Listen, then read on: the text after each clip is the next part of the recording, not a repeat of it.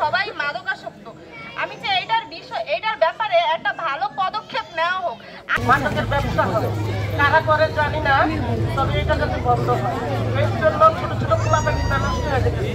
আমরা আপনার কাছে এতটুকু আশাবাদী যে আমাদের গ্যাস, পানি এবং রাস্তাঘাট, আরো বড় সমস্যা হচ্ছে যে আমাদের কমপ্লেক্সে ভালো একটা স্কুল যে আনন্দ নিকেতন, সেটাও যদি সরকারি করে চিন্তা ভাবনা করেন যে আমাদের কমপ্লেক্সে অনেক বেশিরভাগ বাচ্চারা এখানে পড়াশোনা করে, কারণ সবাই তো আর বড় লোক না। যদি প্রথম থেকে এই এলাকাটা বরাদ্দ হয়ে থাকে তাহলে প্রথম দিকে কিন্তু গ্যাসের স্বল্পতা ছিল না, সেখান থেকে থাকারই কথা। তাহলে এত বছর পরে, 53 বছর পরে আমরা কেন এই জায়গায় এসে গেলাম, এটা অবশ্যই আমরা দেখব। তারপরে হচ্ছে বিশুদ্ধ পানির ব্যবস্থা, স্কুল যেটা আনন্দ নিকেতন স্কুল, যেটা স্কুলের শিক্ষাগত মানের কথা আপা বলেছেন, এবং সেটার কথাও আমরা সরকারিকরণ করা যায় কিনা, এটা বন্দোবস্ত করা যায়, এটা আমাদের তালিকায় থাকবে। হাসপাতালটা হয়ে যাওয়ার পরেও চালু হয় নাই, অনেক প্রতিবন্ধকতা বোধহয় ছিল। এখানের সমস্যাগুলো আসলে মনে হয় প্রক্রিয়াগত সমস্যার চেয়ে মনে হয় ব্যক্তিগত কোনো সমস্যাই বেশি ছিল, যে কারণে মানুষকে এখনো ভোগান্তি পোহাতে হচ্ছে। বিরাট ভাবে বলা হচ্ছে সব মাদকের সমস্যা, শারমিন আপা, মুন্নি বেগম আপা, মাহমুদা আপা, ফাইমা আপা সবাই অনেকে তুলে ধরেছেন।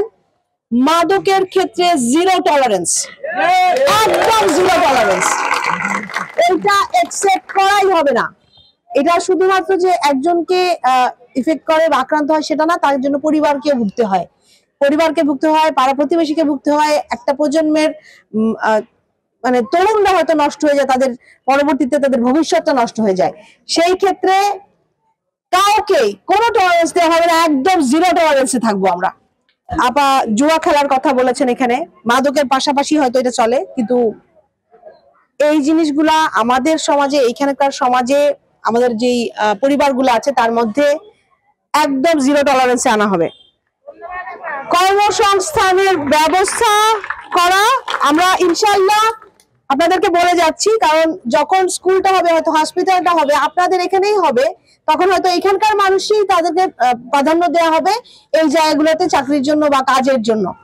আমরা আপনাদেরকে আশ্বস্ত করতে চাই, বাংলাদেশ জাতীয়তাবাদী দল শহীদ প্রেসিডেন্ট জিয়াউর রহমানের যে আকাঙ্ক্ষা, যে স্বপ্ন নিয়ে আপনাদের পাশে ছিলেন, সেটা পূরণ করার জন্যই হয়তো আমরা সামনে আসব এবং এগিয়ে যাব, এবং এর জন্যই আমাদেরকে দেওয়া হয়েছে। ইনশাল্লাহ আপনারা সবাই যদি ধানের শীষের সাথে থাকেন, আমাদেরকে সুযোগ দেন, আমরা অবশ্যই এই কাজগুলো আপনাদের জন্য করবো, এবং কিছু কাজ হয়তো আমরা আগেই শুরু করে দিব।